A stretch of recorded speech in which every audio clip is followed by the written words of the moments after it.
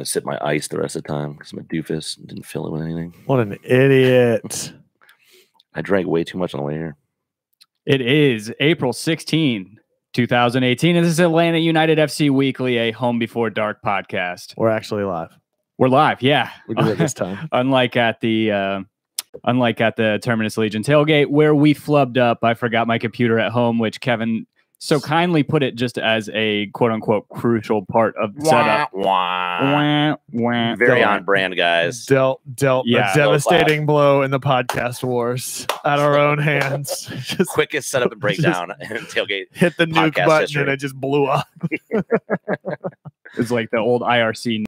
Yeah. Your computer fucking fried. Yeah. No, it wasn't fried. I just left it at home.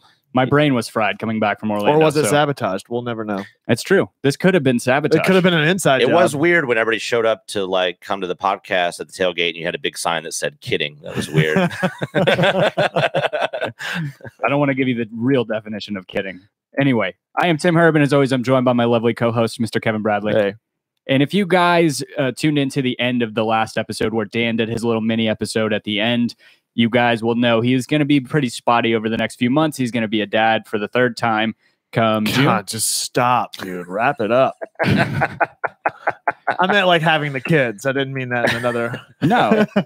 Hashtag pullout game not strong. Wrap the meat. Yeah.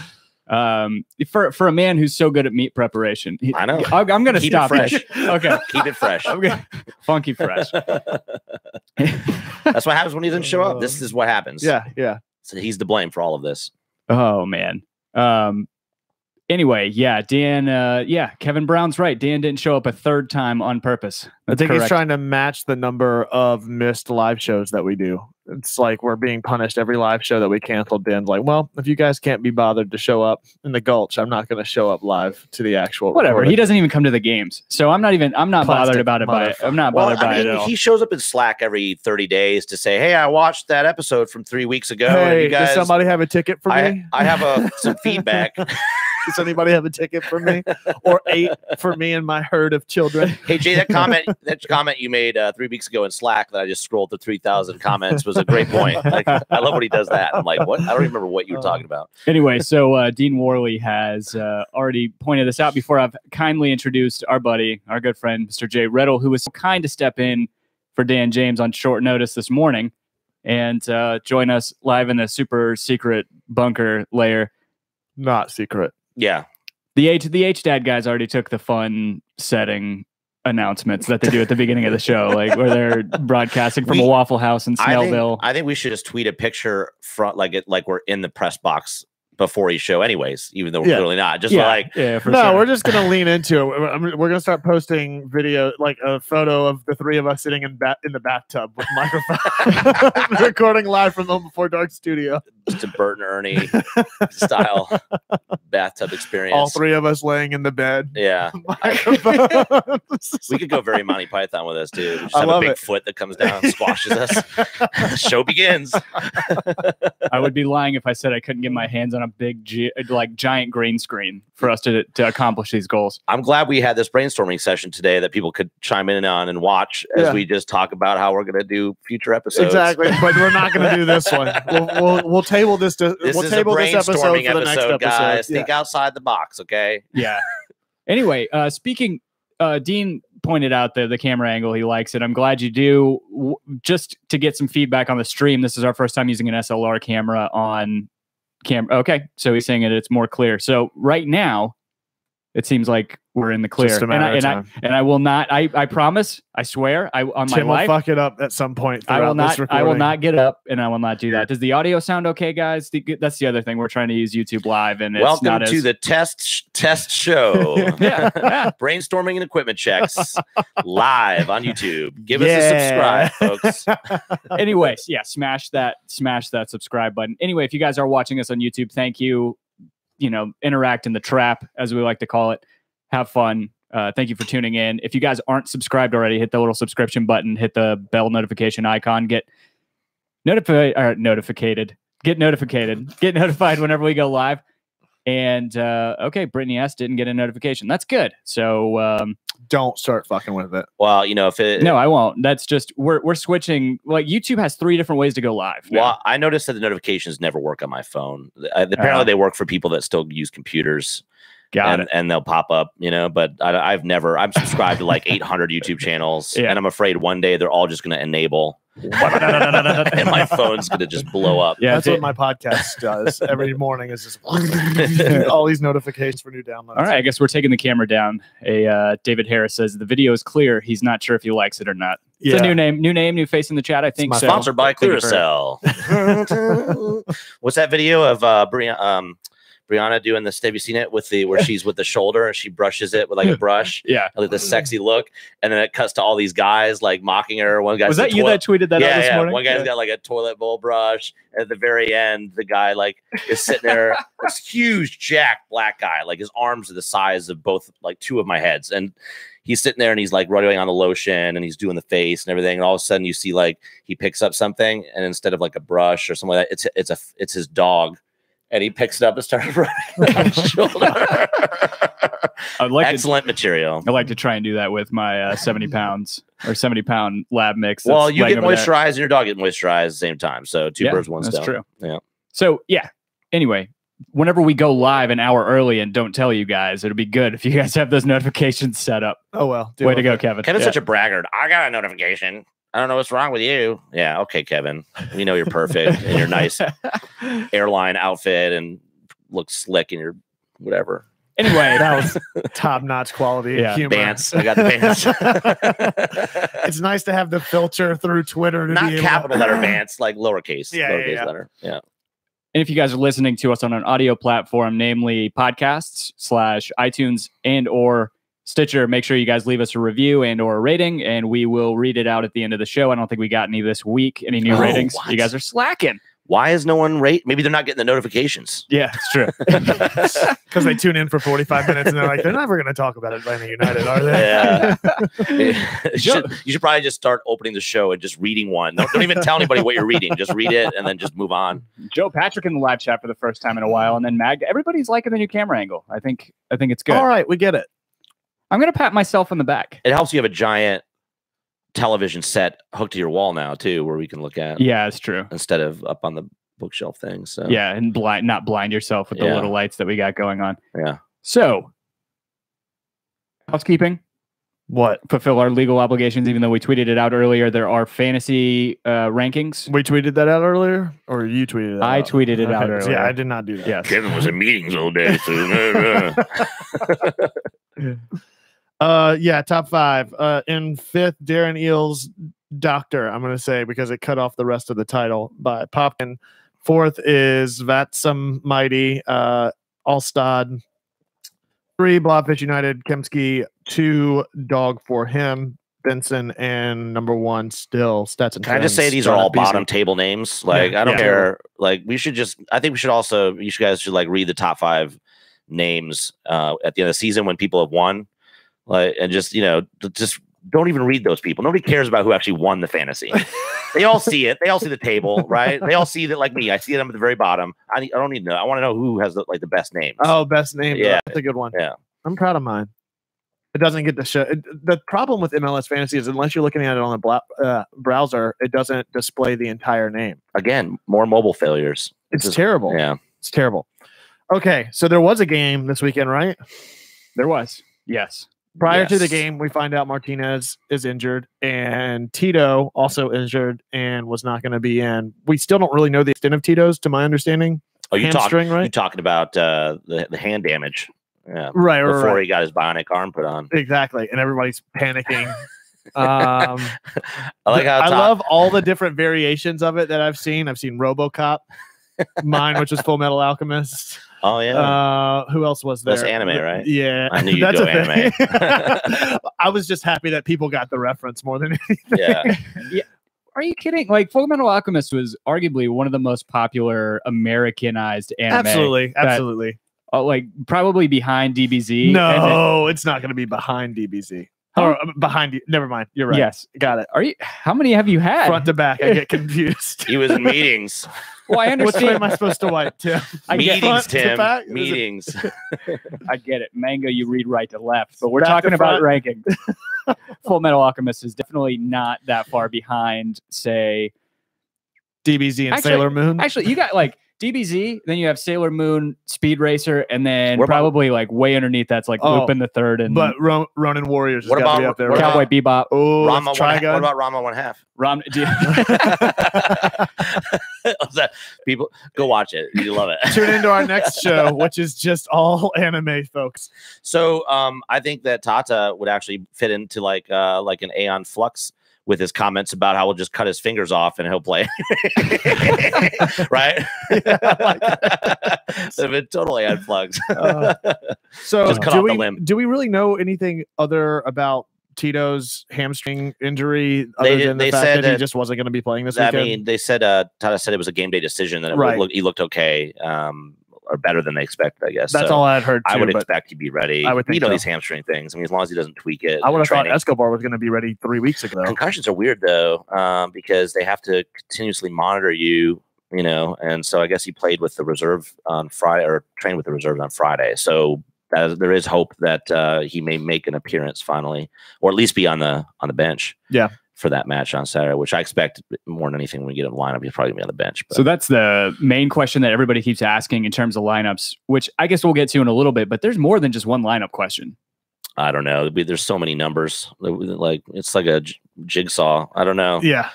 I do not. It's Chinese checkers every I don't- game. I and- feel like. Yeah, I mean, I'm sure it's a good thing. I mean, we all know that depth is good, but at the same time, it's funny how people start to panic about formations. First, they're like, "We don't have enough depth. Ah, NBA, save us!" And now it's like we have too many people, too many, No. too many possibilities. I can't handle it. So- Right. So, we hear about Tito and Martinez. Martinez obviously gets cleared to play. We know that Barco was practicing this week, and we had expected to see him in the lineup. We didn't know to what capacity. Does not start, but comes in. We'll talk about that a little bit more. And then Escobar out. Who else was out? Was that it? Carlton wasn't on the 18 either.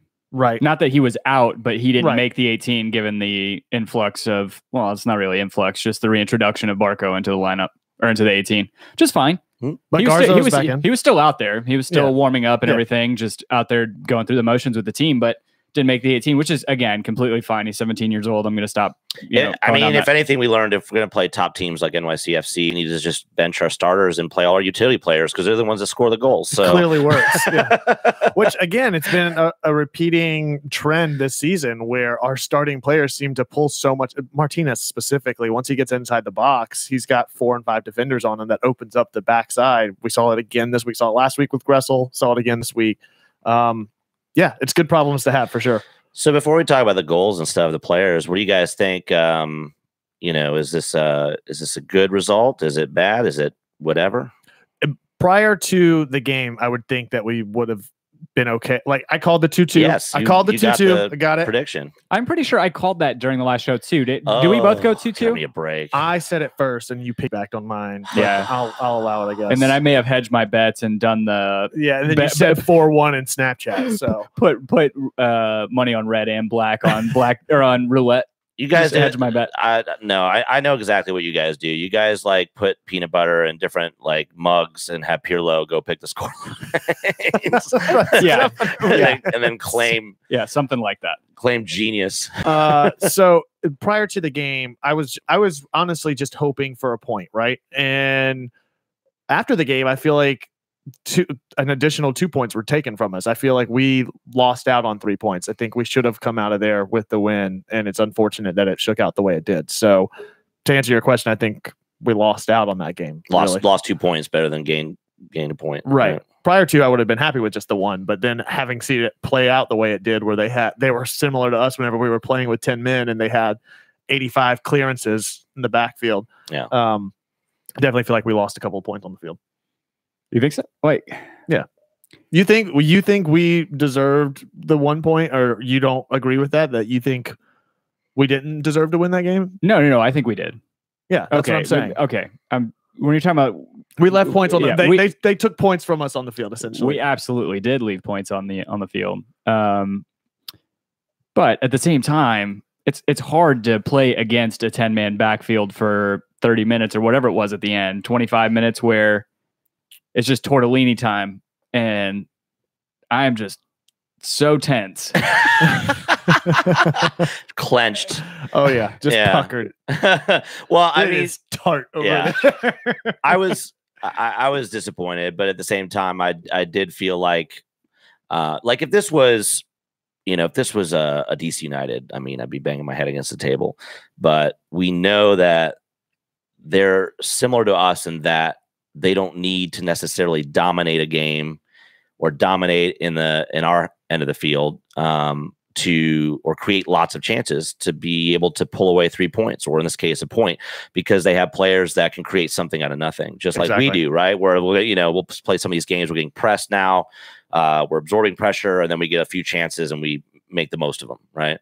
So to me, it does feel a little disappointing, but at the same time, I do look at this when I look at the table, points wise, we're what? They're a game. They play one more game. They have a game in hand. Yeah. And so we're just 3 points behind I think it was every bit of what I wanted that matchup to be. If it's going to be the top two teams in the East, or arguably in the league at this point, at this point in the season, the East is the league. It was everything that I would want out of that matchup. It was a lot of back and forth. You saw one of the best goals this week, probably in the past couple of weeks. That's one of the goal. Take Zlatan's half field goal out of the equation, and Alexander Ring's goal was arguably one of the best, if not the best goal that's been scored this year. Yeah, off the inside of the crossbar, 25 yards out. Just gorgeous. Just on a rope too. Yeah. Like, you can't hit it better than he hit it. And that guy's ridiculous. He looks like, I thought he was a lot younger than he is. He's like 27. He just hasn't had like a healthy season, from what I understand. What I remember, he just can't stay healthy. But dude, it just shows both of these teams. Again, we have some vulnerabilities and we have some spots on the field where we're not as deep, but our depth is pretty great. But then it also speaks volumes that David Villa didn't start and they still looked formidable, right? He didn't play for 45 minutes, whatever it was. And then you're also bringing Rodney Wallace off the bench, who was great for them last year, who caused us issues, caused a lot of teams issues. And he's coming in as a like for like sub with, the guy's name escapes me. Yeah. Was it Medina that he came in for? I can't remember. Yes. Anyway, so it's these two teams are the best teams in the league. I don't know. Yeah. I heard Longshore and Mike Conti talking about it after the game last night that, to Jason's point, Ano right now focusing on CONCACAF Champions League, they're still the best team in the East. Jeebus for that, right? Right. Yeah. Take it. Absolutely. Granted, they have how many games in hand right now, and they're in 10th right now, but they can climb the table so easily. It does not matter with a team like them. It doesn't matter. Yeah, they could come back so strong. They're not going to have an issue because, as we know, MLS playoffs, right? Top 6. Exactly. Not a problem. Even if they scooted into 6th place, they're still going to be a dominant playoff team. Exactly. That nobody's going to want to play. Right. All I could think, it's just amazing. All I could think of after this match was just how much of a swing my emotions and my mindset were from the Houston match to, I think 4th place would be a strong finish for us this season, to we better finish 2nd so we don't have to play them in the first round of the playoffs.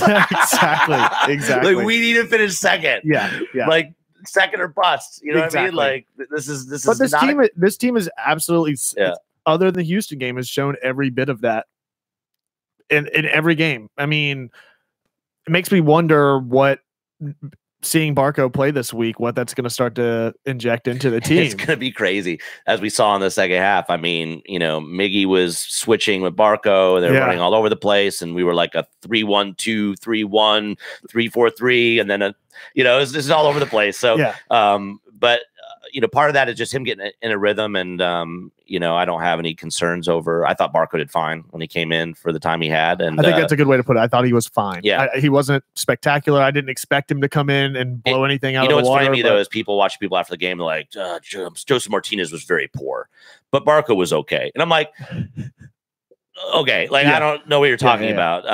But we could talk about that in a little bit. I think about some of the Joseph stuff, but for me, it almost felt like this game is a perfect example of the depth of both teams. Purely, if you look at the goal scorers, Absolutely. Set David Villa aside, it was Bergette who created that chance when Parkhurst took him down in the box. Right, David Villa steps up, which Bergette's like, oh, God.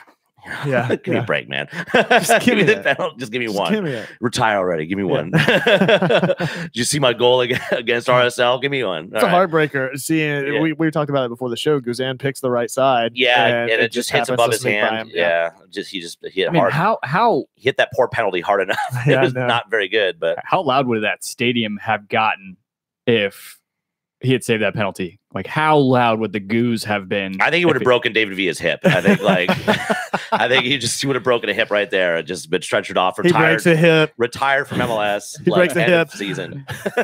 Garza's shoulder dislocates. The sound waves sends tremors across the whole shattering 35, 36-year-old players' bones. Yeah, in the stadium. I love that Kevin is still injecting subconsciously his propensity to call Brad Guzman.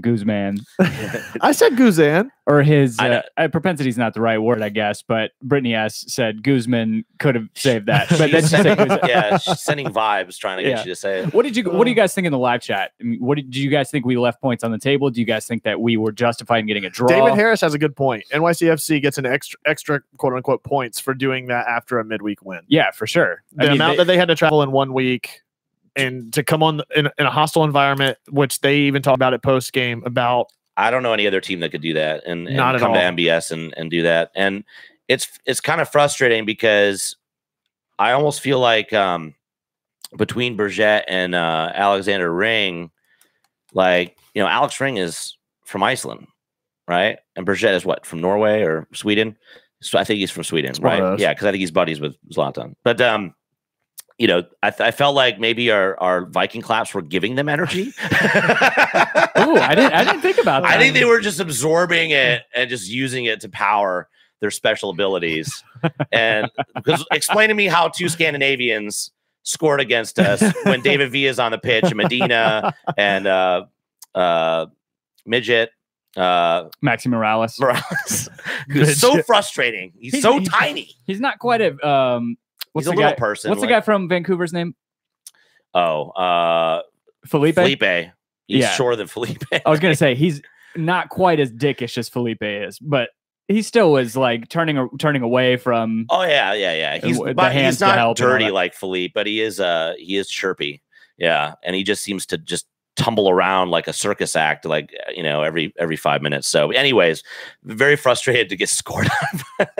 by the Scandinavian, and then that ball in the box where Parkhurst, knocked Bergette down. Yeah, I mean, coming two back-to-back road games to pull out 4 points out of that. They're frightening. They scare me. Well, especially considering what is this? Is this 3 home games in a row now for us, or is it 4? 4 at this point. No, it's 3. Sorry, 3. I'm hesitant to go on the road now, and then you see a team like NYCFC that does back to back. Thank goodness we're going to play against trash LA Galaxy and with Zlatan, the LA Zlatans. We'll play them, right? But, yeah, and we play NYC again. 1 or 2 times? I think 2. I don't see them listed. Why am I? For some reason, I thought 2. I see them once, 6-9. June 9th. Maybe it is just 1. Yeah. And so that is going to be I'm going to be very nervous for that match at Yankee Stadium. I'll just tell you that much. Like they better have, maybe they'll accrue some injuries or something will happen. I don't know, but this doesn't seem like they're unstoppable even with injuries. It seems like. Yeah. To Eric Quintana's point, who's in our live chat right now. He doesn't talk to me, and whenever I show up in their live chat, let's not. We're not allowed to address chat in my South podcast. Is that a rule? We get edited out. Did he allow you to come and talk to the live chat here? Or are you still on? I don't know what's in my contract. I'm probably breaching some kind. Some sort of NDA non-compete. Yeah, I don't know. To his point, though, gonna get sued. To his point, Vieira won the Battle of the Minds last night, I guess, against Martino, being able to come into this hostile environment. Like you guys were saying, I was getting up to let the dog out. I think Alex Ring won the Battle of the I agree. with a super goal. Yeah. I mean, Alan Chapman, pretty good game. I don't know. He was consistent in his letting the play continue. And, I know during the match, I didn't feel that way. I was like, yelling at him, like, yellow, everything was red card, red card. Exactly. And what LGP, at least they didn't call LGP, right? LGP bumped. So this is bumped somebody. This is 100% my point. Go back a couple episodes ago after the Minnesota game, the second foul, they had LGP sent off. If that guy stays on his feet, that is not even a foul. As we saw last night, Alan Chapman, who's the most consistent referee, LGP got banged right into the seats, right into the. It's because our advertising board isn't 2 feet from the touchline, and because he was the key point that you said to that was it was his second foul. Like but LGP didn't even get called for a foul last night, and he bumped the guy with the shoulder out of bounds. Are you talking about the guy that bumped LGP out of bounds? No. Because LGP got rocketed out of bounds, wasn't it? Or who was it that got? I haven't seen video evidence of this. I think Tim might be making things LGP up. charging. Chat, help us out. Charging up the field. I want to see it. I think Tim's just trying to validate. I thought LGP got banged out, or one of our guys got completely. They sort of tangled up and then got. Anyway, I saw a spot last night. The one thing that I wanted Tim to find any opportunity to prove that he was right. Hell yeah. The amount of shit I've taken from you for the past 15 years. Guys, remember when Tim said playoffs or bust last year for Atlanta United? Yes, I'm still going to cling to that. Anyway, the one time that I did yell at Alan Chapman about what I thought was going to be VAR for mistaken identity, and I guess it was after the fact, but Villa didn't get carded, right, on that challenge?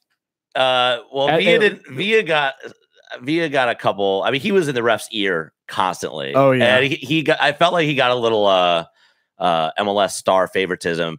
I think it was funny. I read a short. I don't know what you would call an article. It's like 2.5 paragraphs by this guy. I can't remember his name. Mike. He runs Offsides. That's an article these days. Yeah, it's called Offside something or whatever. And I follow it on Twitter. I don't even know the name. That's how often I read it.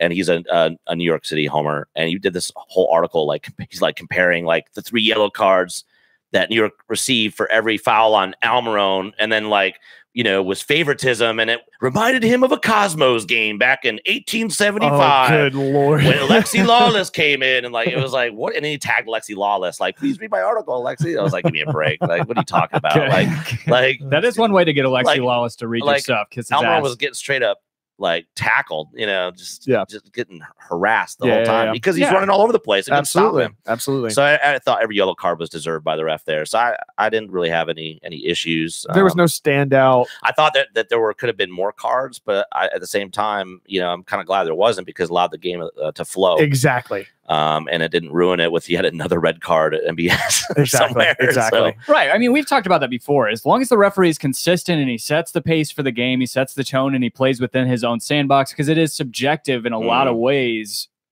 Yeah. And you see that from game to game. It's subjective until VAR halts everything for 2.5 minutes. But yeah, for the most part, it's subjective. But we saw the video assistant referee chime in without Alan Chapman even having to go and watch the monitor, right? Yeah, those types of calls are made in the boot light that they can just do. Yeah, they can just say it. Which I think is huge moving forward, if that is more the.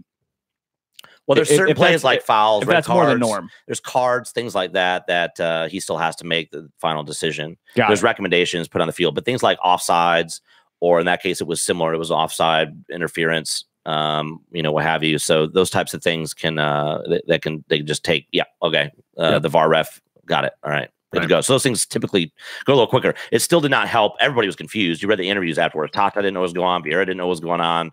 I didn't know what was going on, because in the supporter section, we didn't even see Joseph. Yeah. Because he was in front of the keeper. Right. So he's down too far down. Yeah, I didn't see him So either. we didn't even see what was happening. It was after halftime that I had to read tweets to figure out what was going on. It's one of those situations where it's the opposite also takes place whenever you see the net shake in any capacity, but you can't see what took place. And everybody starts cheering. It's like, oh, wait, that wasn't even near the frame. Yeah. I think they should set up an MLS VAR Twitter account so that when the stadium, when there's something going on, they're live tweeting what's happening.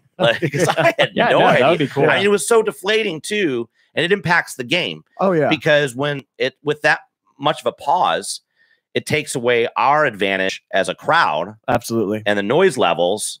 and it puts the game back in their favor. Right. So, that stuff is frustrating. So I wish they could eradicate that, or at least somehow explain what happened on the board or something like that. Right. But I don't think that's ever going to happen. That would rely on like MLS and FIFA and everybody else getting their act together, which, good luck.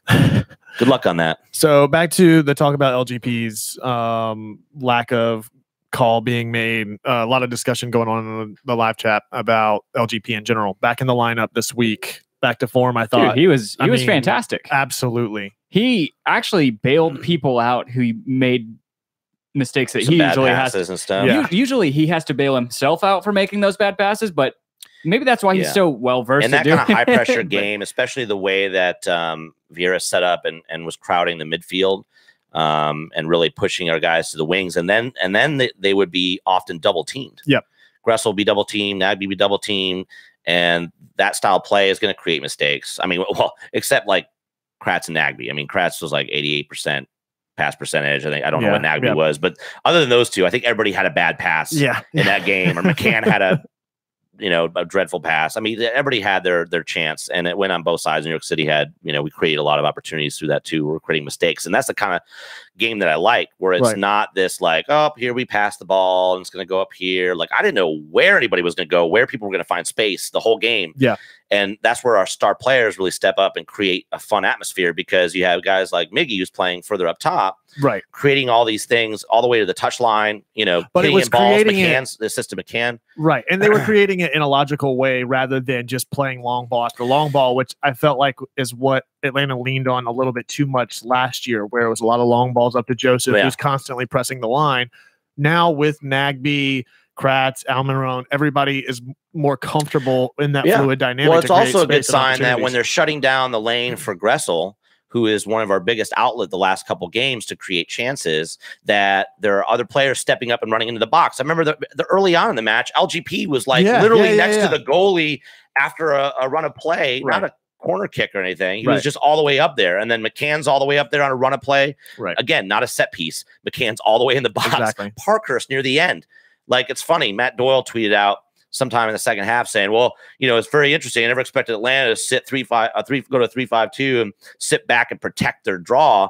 And all I saw in the last 20, 30 minutes was us pressing and pushing, and Parker was up in the 8-yard box. What are you talking about? Are you crazy? Exactly. Like, I don't know what you're watching. So anyways, like, what a hack. So that's the kind of stuff that's exciting to see, is that we had no fear. We pushed all the way up. Even at the end, we weren't protecting anything. If anything, I was panicking, because I thought if Parkhurst gives that ball away, there's nobody back there to save us on a break, What are your thoughts on LGP? What are you looking at? Tim's just zoning out. Yeah, seriously. He's so involved in live chat that he's not paying attention to the conversation. I already said my piece. I thought that he was great. Okay. I thought that, again, he covered a lot of mistakes that people made in the beginning of the game. I thought that he didn't put a foot wrong the entire game.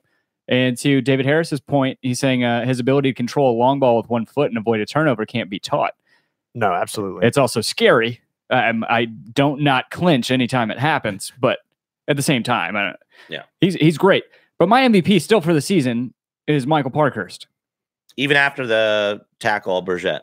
Yeah, I don't think that was his fault. I think that's kind of his fault. I mean, Burgett didn't take his leg and then like whack his leg with it. Literally his fault.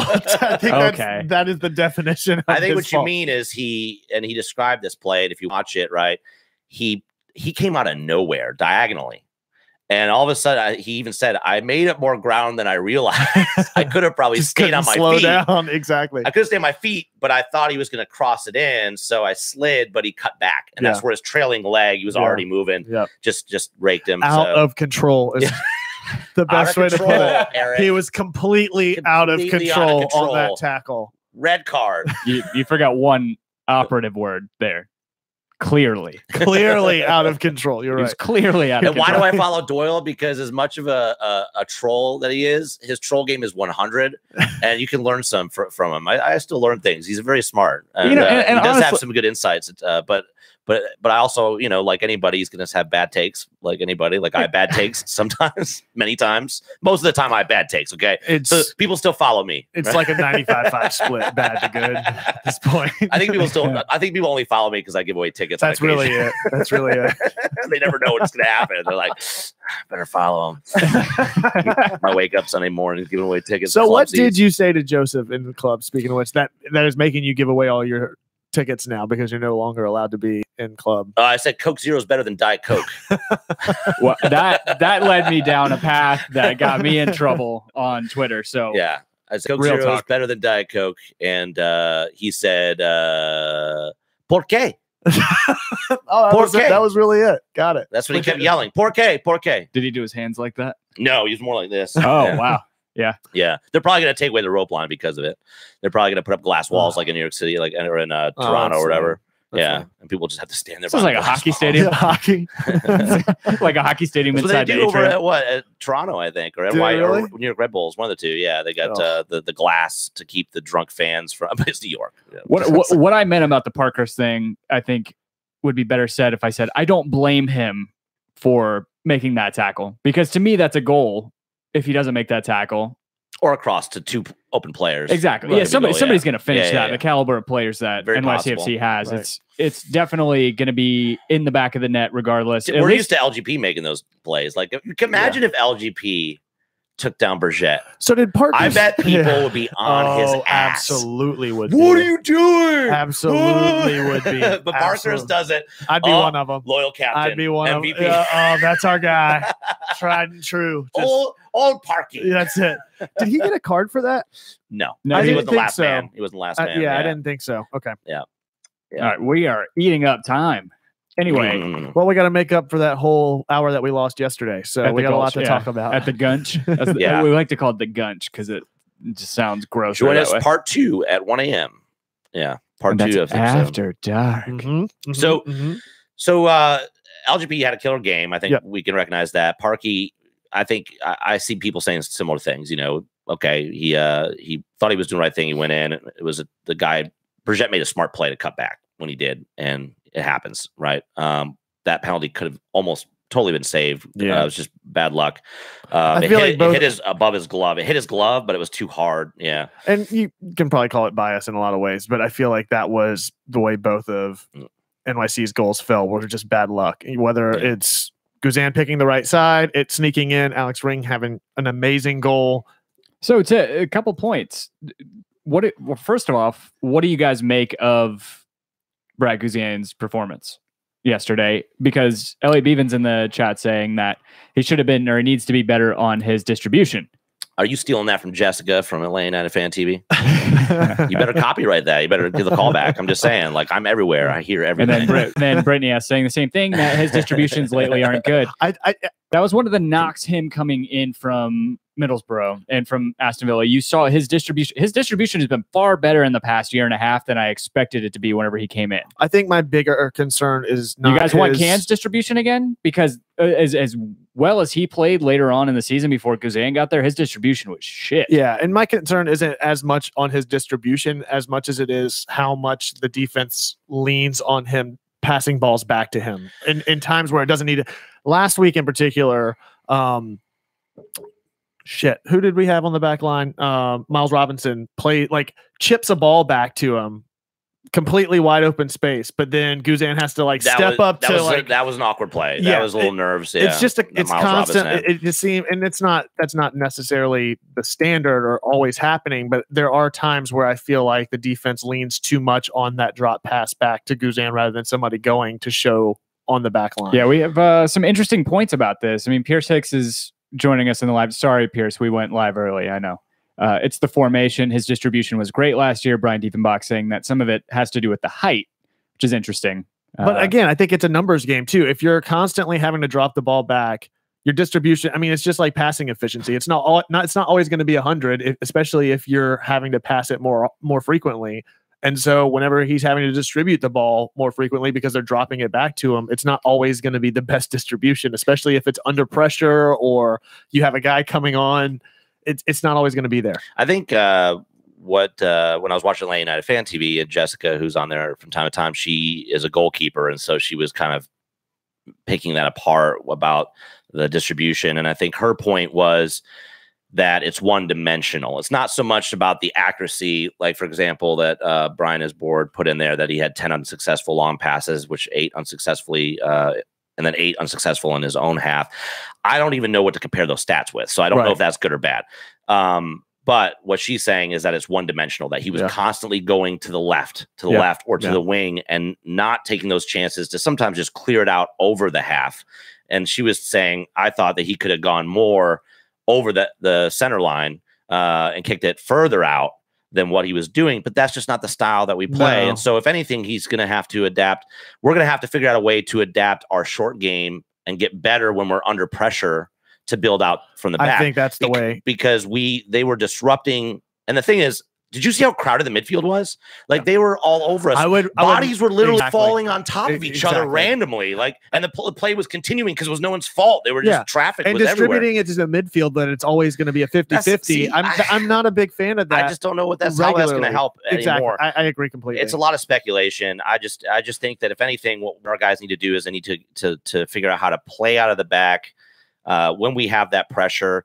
And I understand, Guzan's probably clearing it more than typical during this match, but we still had 45% possession, which is, by the way, more than any team that's played NYCFC. Right, right. And I think we were leading for a little bit more than anybody else that's played. Part of that's because of Nagby and Kratz, and Nagby especially. I mean, he's like those fly guys at the car dealerships. Like, you could punch it and just comes back, and like, you just can't. I mean, he'd have 2 or 3 guys on him, and it always feels like he's gonna get the ball taken off at him, and he finds like an inch of space to knock the ball and get it to somebody. And quite often it was to Gressel or to Larry. And so I don't know. I mean, that's where I think some of that possession comes from, and then I think that's the way we're going to be able to focus on beating teams like NYCFC, is learning how to calm down with that possession, feed it back again, and start over. Exactly. And I felt like they never let us get into that rhythm, which is credit to them. Right. And I don't want us to get into, because last year we got into a big rhythm where we would start to build up momentum in the midfield and start getting to the top third, and then the ball would fall all the way back to Can or Guzan, and then we would start building it back up. So I'm okay with it taking place the way it is right now. I think there are things that need to be adjusted, but at the same time, we've also seen distribution come out from the back line with big switches or big forward balls that end up finding Gressel or Almiron up top.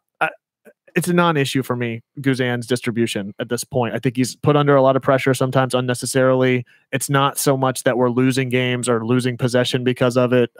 It's not an issue for me. We just need to keep feeding balls to McCann. That's the answer. Clearly.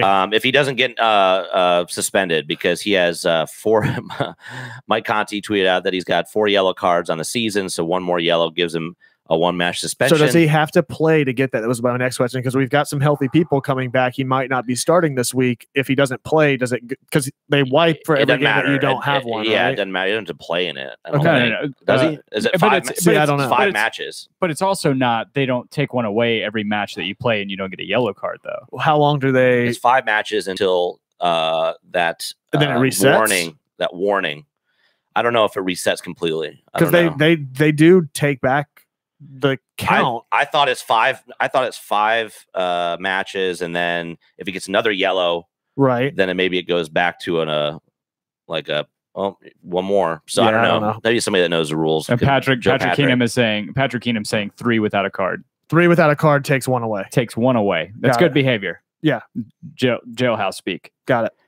The other thing with Guzan, have you guys noticed? He's got to be to me, sometimes he seems as heavily left-footed as Almiron does.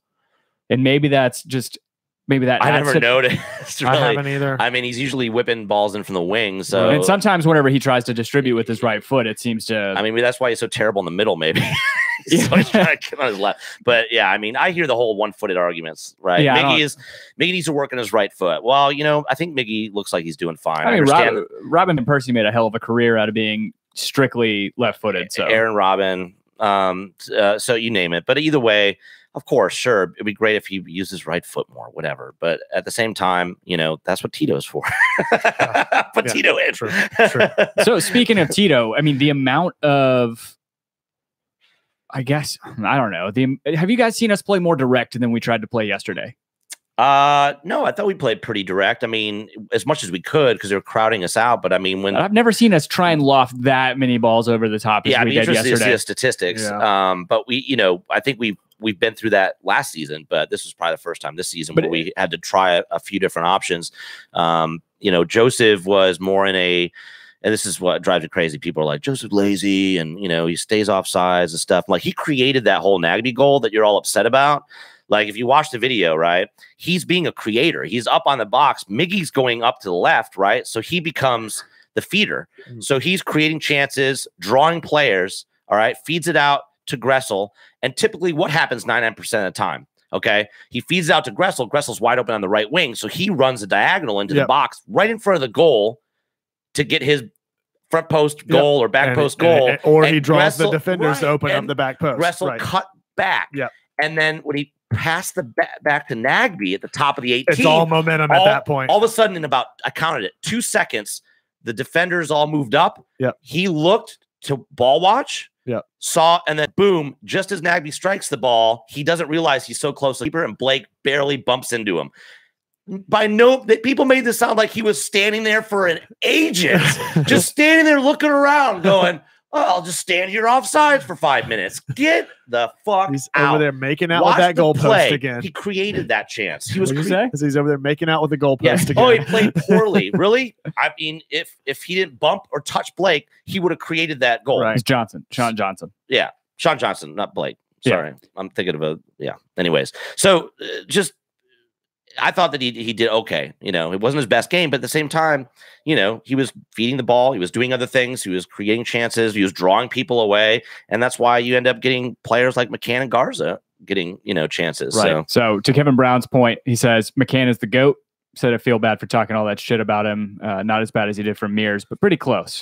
Kevin doesn't feel bad. I don't feel bad because it's a positional situation for McCann specifically. Dude, I think that it's the same thing with Lorenowitz. Like, I don't want to see Lorenowitz at a center back role. It's just possible, yeah. It's just the way it's going to be. And I think McCann, I've said it time and time again, I think at left back, left wing, like, he has a role in this lineup, but I just don't want him to be put out of position, and players are just going to play better in different positions. It's just the reality of it. I thought we could have actually done really well. I thought we could have done fine with 4 in the back too. I felt like that's a game where having four in the back may have given us some additional security. But then I look at the goals, like, other than the first goal where Bergette runs and catches everybody off guard.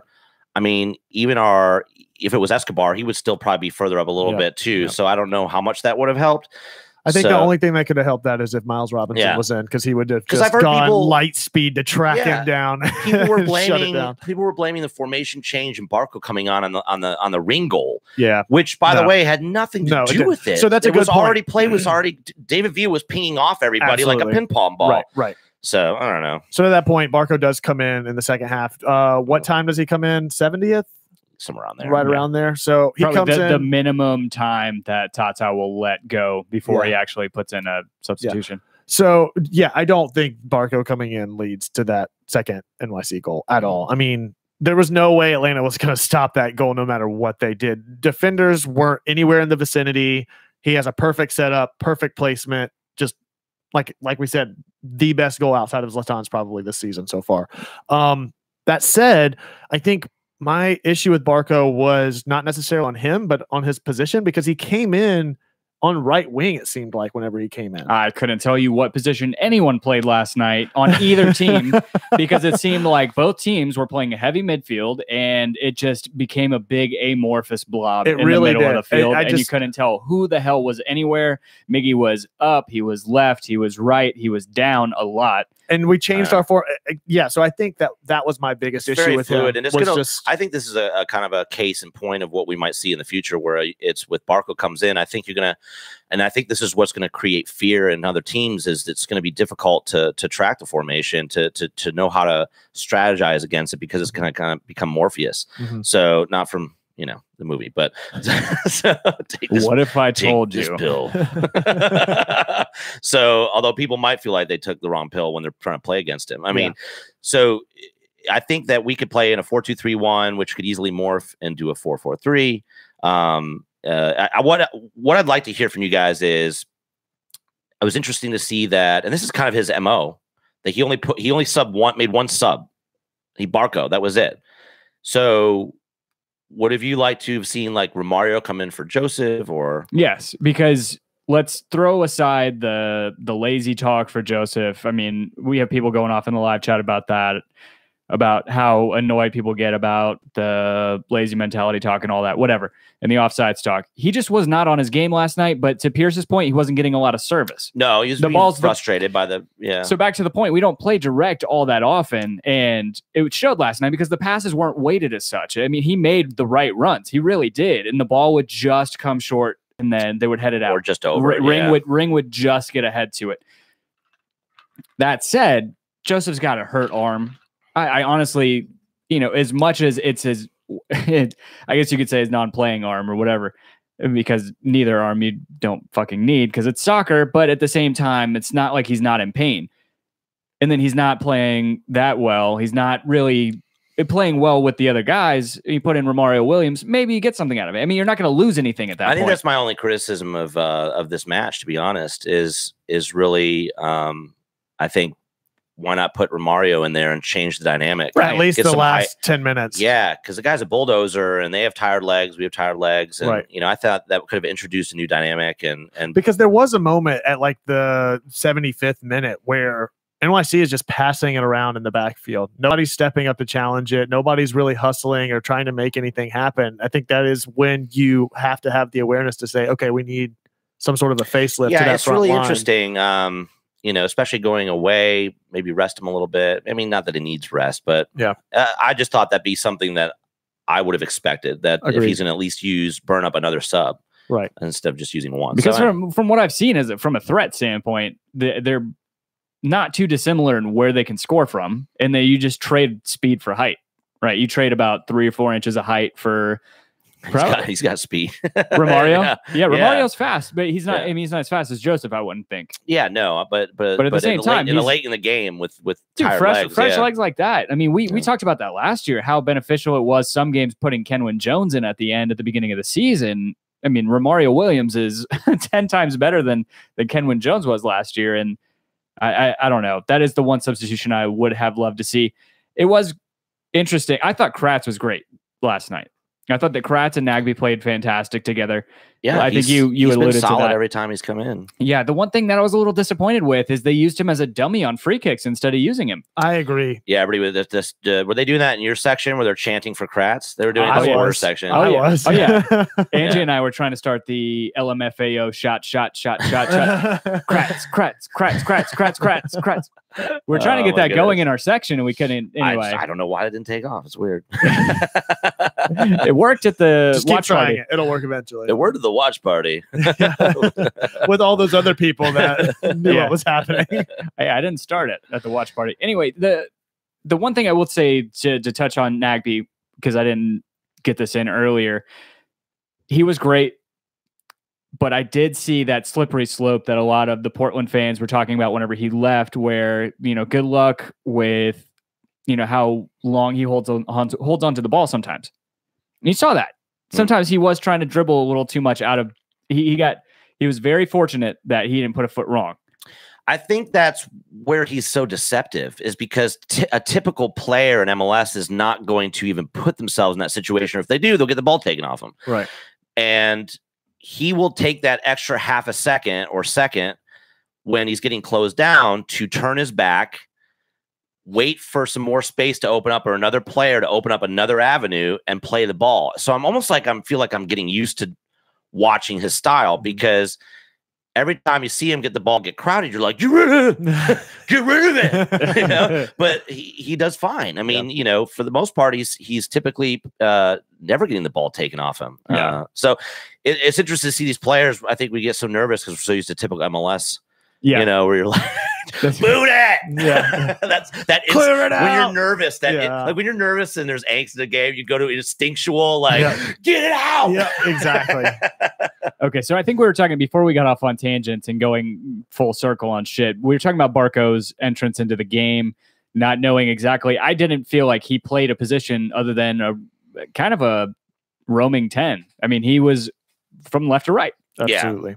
I felt like he and Miggy were weird. They were overlapping, which is what we were hoping to start to see take place. And all the talk of preseason was, wow, this is going to be really special whenever you see the chemistry and Barco and Almiron start overlapping. That's why I don't think a 4-2-3-1 is going to necessarily be the same as what when we think about it, what it was last year. It was so structured.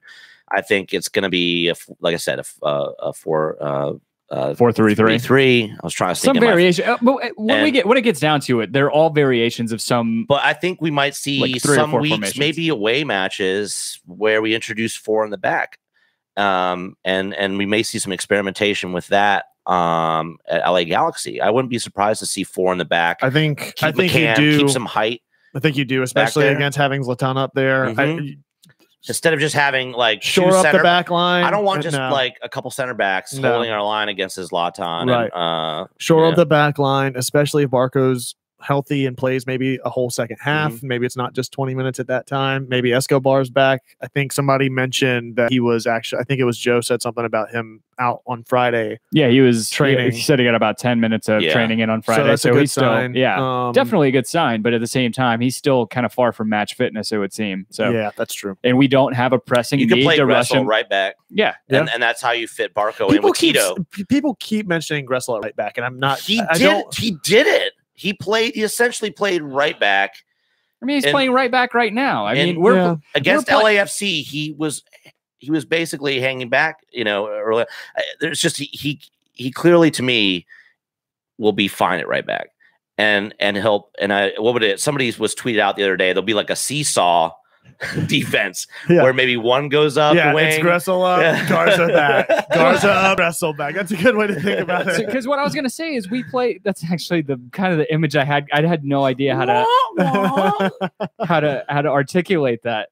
But it seems like a lot of times that our position or our formation is more of a 5-3-2 or 5-3-1-1 than it is a 3-5-2. Because we're not lacking on the wing on defense. Yeah, and I think Tito and Gressel have a special relationship on that right side, and I think that I would be very excited to see Gressel play right back with Tito up front, and it gives us so many depth pieces to bring in. Tito back, dude. Tito in that game last night would have dominated because you could take Tito off, for example, at the 60th minute, move Gressel up, and then move Escobar in the back. But there's so many things you could do. Why isn't everyone healthy? God.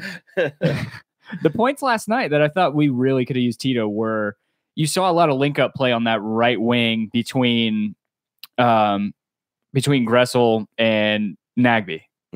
Right. And you have that speed of Tito, who's arguably the fastest guy in MLS, substituting where Nagby was making those runs.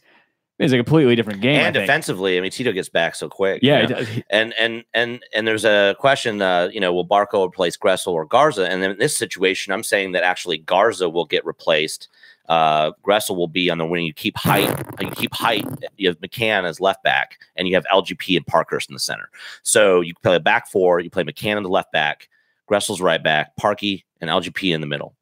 And that's how you keep Tito on the field. Is you have to, and listen, you have to remember Garza is made of glass, guys. I don't mind resting him. I would agree with you on the road, because, especially if tactically it makes sense. Absolutely, yeah. We don't have to play. Just like now that McCann's showing how well he performs, it's no more like, okay, well, we could bring in McCann. So I'm like, no, McCann could play or Garza, depending on who the opponent is and what we're dealing with tactically. Yeah.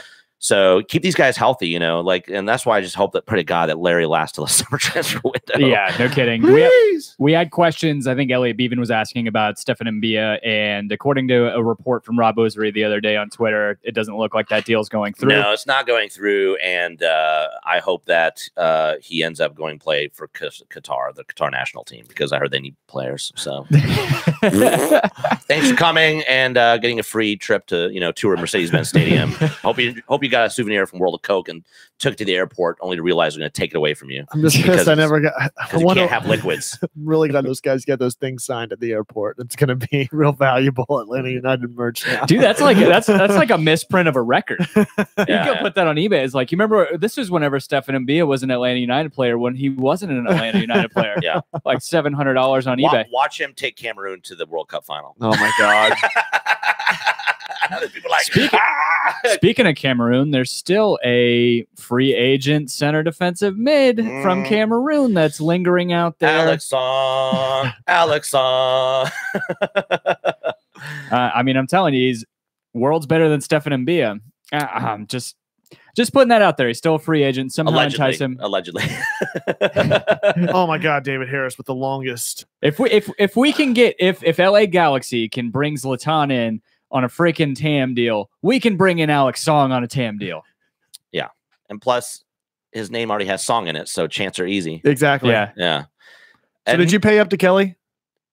I'm gonna bring her a sock full of nickels, like $5 worth of nickels. Like, how are you gonna deliver it? I'm not gonna beat her with it. I'm just gonna hand it to her nicely. It's just nickels. That's at least mix it up. So it's pennies all, and nickels. It's just a mix of just pennies and nickels. Yeah. Just weird Canadian coins. Maybe a few dimes just to mix it up. And a couple 50-cent pieces, because what the fuck are you going to do with those? Those are silver dollars. Sacagawea No, dollars? 50-cent pieces. Oh, anyways. Oh, no, 50 cent, I think 50-cent pieces. Didn't those have Kennedy on it?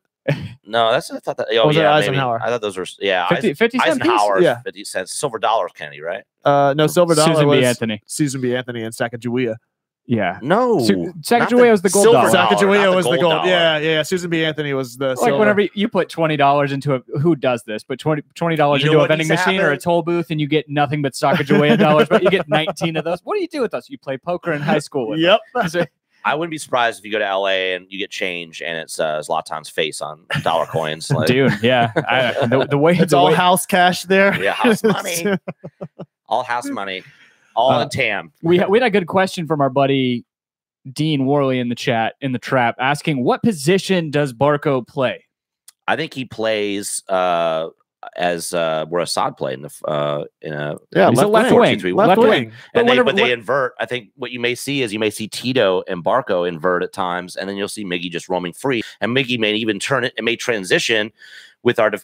You may see like Gressel come up far to the right. If you see Gressel's coming up on the right back, right, then Tito could move inside. I mean, it could become very fluid. Oh yeah, very fluid. So I just love Gressel on that right wing with the one-touch crosses that he's able to. No. You just said you don't like him at right back, so you don't get to talk about that. Did the fucking word right back just come out of my mouth? I said right wing. Right, he's playing right wing back right now. He has for the past 4 games. My issue is not with him up top. His defense is fine. Okay.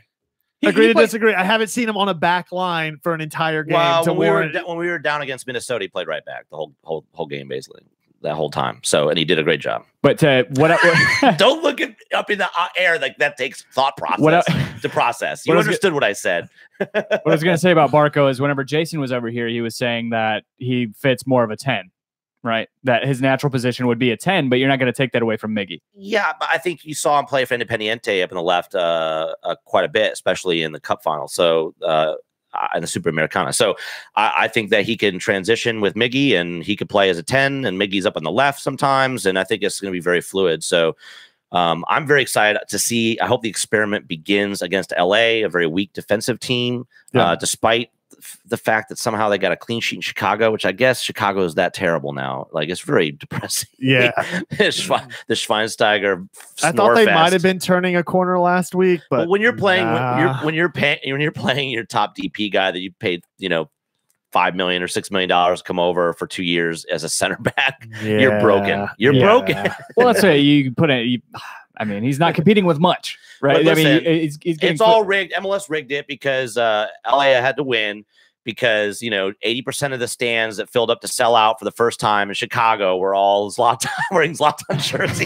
They rigged the game this weekend. They couldn't see either team lose between Atlanta and NYC, so it had to be a draw. They couldn't let Chicago win that. Yeah, we got two guys in the live chat, Pier 6, and Luis Velez from Siempre United saying, they had a live show yesterday. That was cool. Fuck off, man. Yeah. He said but they're both saying Barco will replace Miggy. He will play a 10. I dropped by their podcast and talked mad shit about Kelly on the podcast in Spanglish. Mucha mierda. So we have some sort of temperature take from @Thought Marker Magic Mike on Twitter saying, "Hey, MOCS podcast and Home Before Dark. Here's one I haven't heard yet, but I believe 100% believe Almiron should never line up left of center, in the middle, or on the right." So does that mean he shouldn't line up at all? He shouldn't line up anywhere? I mean, I get what he's saying. He needs to be in the middle or on the right. We just need to go to my 4-4-3 formation. That's the way I'm reading it. We could fit everybody. That's in what there. he's saying. He should never 4-4-3. He should never line up on the left. He should either be in the center or on the right. I agree. I like his ability to shoot coming in from the right. I think it's far more valuable than him tracking left to right on the field is just awful because he has to turn it back left to play it back to his left foot. Yeah. No, I agree with that. Yeah. I mean, I don't think we've seen any. So I rate the temperature. Get your take thermometer out. Is that a cold take? Is that how this works? Lukewarm. It's a lukewarm take. Yeah. It's not going to cause a whole lot of hubbub. We haven't had that great a success putting him on the left side of the field. Right. It's because it goes against his natural tendency to track the ball laterally across the field. He's a 10 or he's an inverted right winger to me. Right. Because his ability to cut in and shoot, I think, is more valuable than his attempts to. Granted, he got that cross across to Gressel to score last week, but I think that he's, again, far more valuable playing in the middle or on the right. I completely agree with you on that. I'm just saying, prepare to have your minds blown by Barco. Like, it's gonna happen.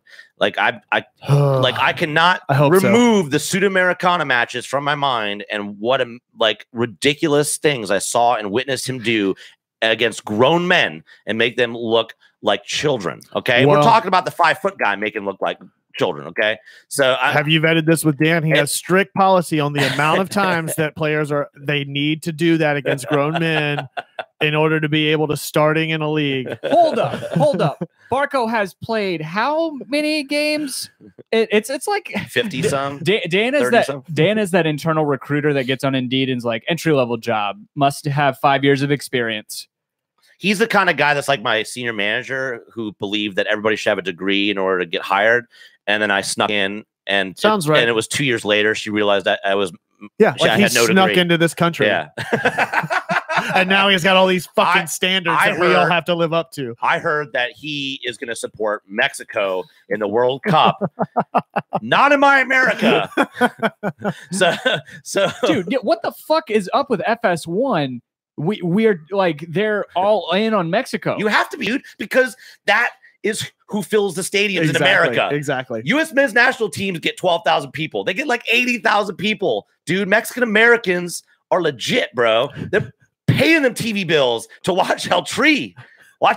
So I say, fine, play it. I don't care. It's better than watching Cameroon. No, we are not all Ticos. Fuck that. Nah. That's not what it was saying. It was saying that Mexican Americans are going to watch Mexico now that the U.S. men's national team is there. La Furia Roja. Again. Going to get 2 World Cups sounds delicious. In 12 years. Yeah. Okay. Ropa Vieja. Viva la Ropa Vieja. Yeah, I can get behind that initiative. Let's go.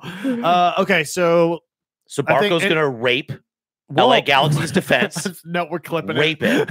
This is the perfect time for this kid to blow up. Is this match? I'm telling you, people are underestimating. So do you think Barco starts this week? What could happen in Los Angeles? Do you think Barco starts this week? Yes. Who does he supplant? Does he supplant Kratz in the lineup then? Yeah, I think that from what Tata said about him and that he was pleased with what he saw, if his fitness is there, he would supplant. If his fitness is there, I think that you could see Barco start. Now, the only thing I can think of is like either his fitness isn't quite there where they're happy, or so that means the fitness team is telling Tata that you may not want to play him a whole 60 or whatever on the road, or you're concerned on the road. That would be my. But you just put him in front of 45,000 people against NYCFC, who is the most high pressure match for 30 minutes, 20 minutes, whatever. So yeah, but he comes in, we've got the lead. Yeah.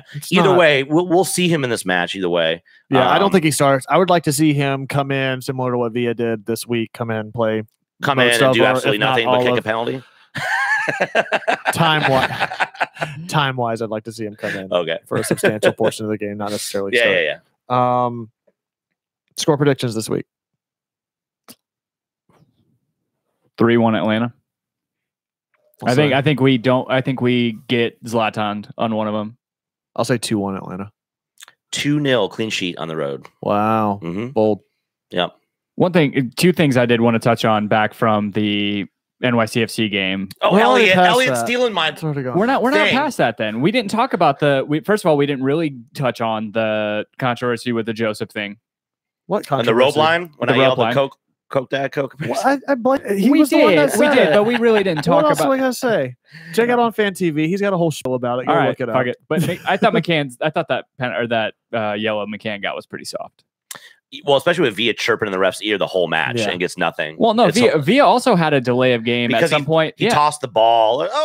Like he's letting players collide into each other and letting it play on, and you do it over. You're talking about the McCann card where he kicked the ball back to the back of the field for the free kick. No. He like wrestled the ball away and threw it down because he was frustrated.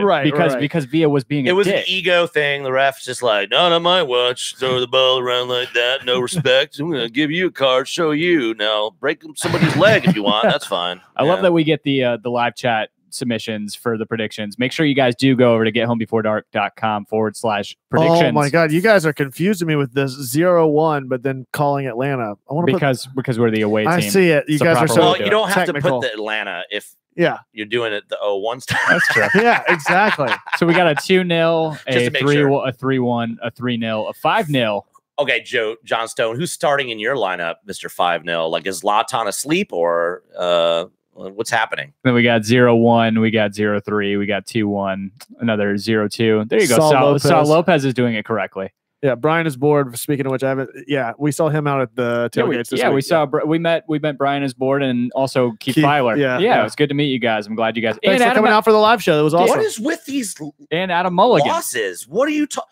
What LA Galaxy team have you watched this season that you think are going to score 2 up on us and we're going to suddenly not be able to score against one of the leakiest defenses? No, they're saying we're going to win the game 0-2.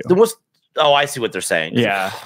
See, exactly. That's the point I was just making, Jay. Oh, my God. That's so confusing. Soon they're going to start doing European date lines and that sort of thing and just complete. They're doing it. I feel like I'm reading the metric system right now. I don't understand what's happening with these European score lines. Convert all of your scores into inches and then post them. Quick plug, by the way. If you all are flying out to LA, just mute us. Yeah.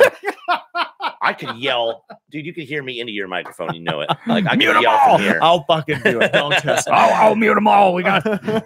I will turn this up and below this whole system right now just by whispering into this microphone. My voice is so loud. So, if you're traveling to Los Angeles, check out my timeline. I tweeted out, and I'll tweet again. A Facebook event.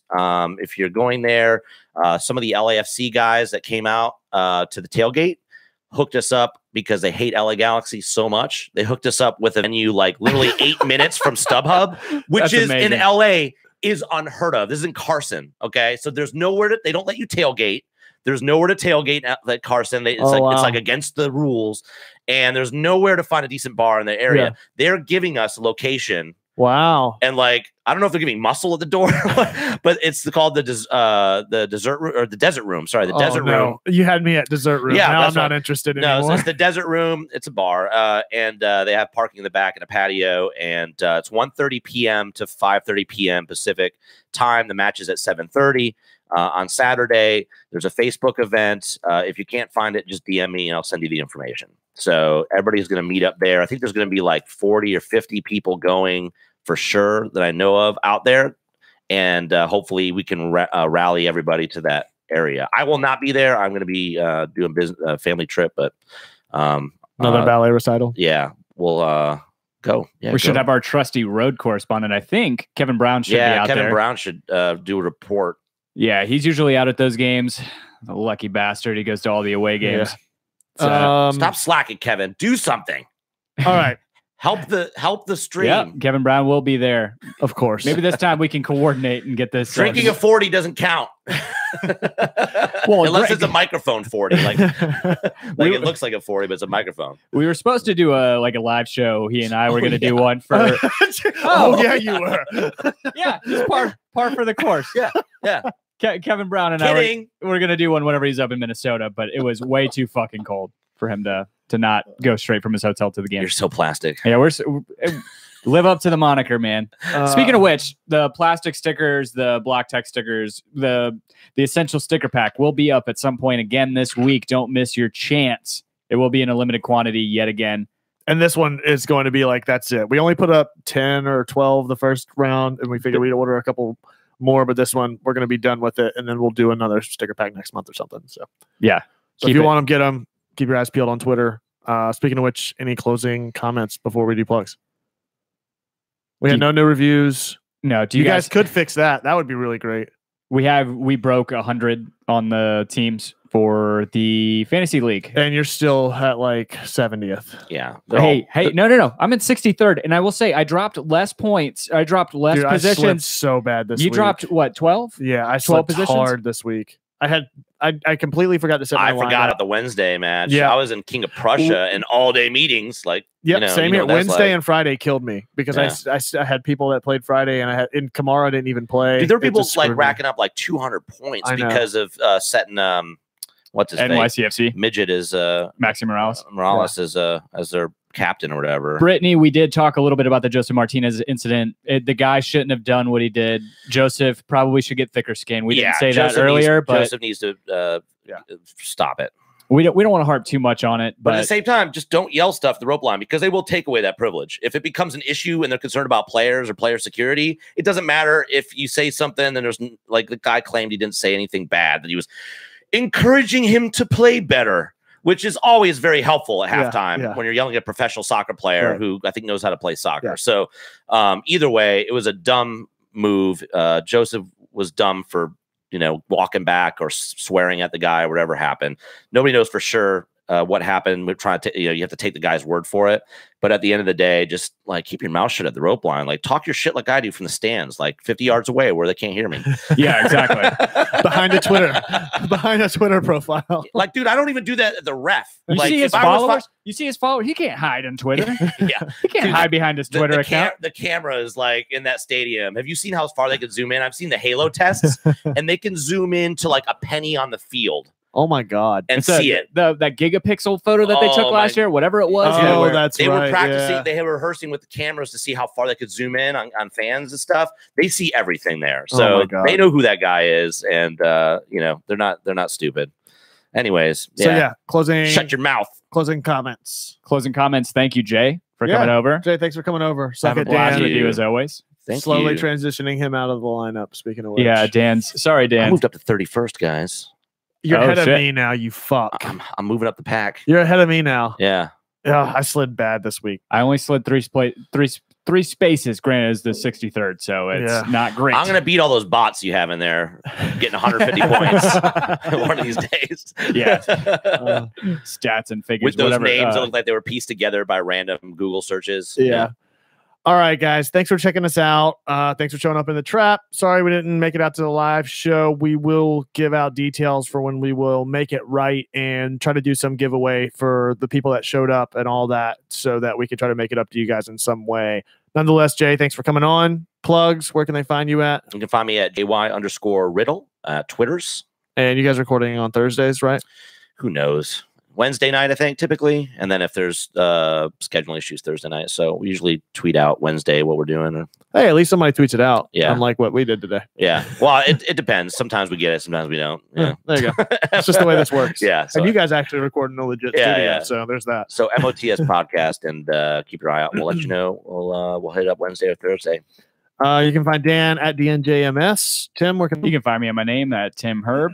Find me as well at The Architect. That's at @the_ARC. Number 1, TECT, collectively at Home Before Dark. That's before spelled B. And the number 4, go to gethomebeforedark.com with all the // to all the fun things like our MLS Fantasy League, score predictions. The shop. Go get you guys, get yourselves a hat. Yeah. A hat. I found out I could pull off the flat bill because I was house sitting for Tim, and then I wore his. Oh, so jelly. Yeah. It takes a special man to pull off. I can't do it.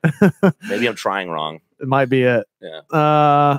Thanks for checking us out, guys. We'll see you next week. We're going to have to figure out some things. Tim is going to be out of town. One way or another, we will get the content to you guys however we can. See you then. As always, be home before dark. Oh, wait. Speaking of which, we were home well before dark today. The 8 o'clock time threw me off. It was like whenever you go to bed during the summer and the sun's still out, freaked me out pulling up here to record at 8 o'clock tonight. Yeah. It's way better drinking during the day. Yeah, exactly. Just sweat it out at night. All right. We're good. We're done. Yeah. Bye.